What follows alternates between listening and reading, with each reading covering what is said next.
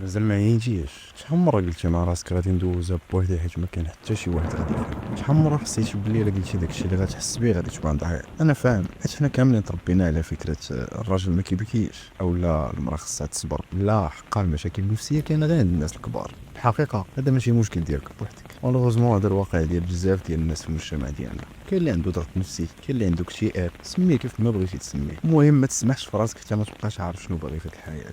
انا عارف انك حاولتي مره وجوج وثلاثه، هاد الشيء كامل اللي كتحس به عادي. عرفتي شنو اللي ماشي عادي؟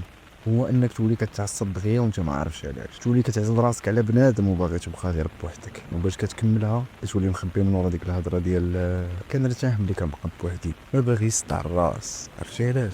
حيت تو سامبلومون راسك اصلا مصدع ونايضه فيه الروينه.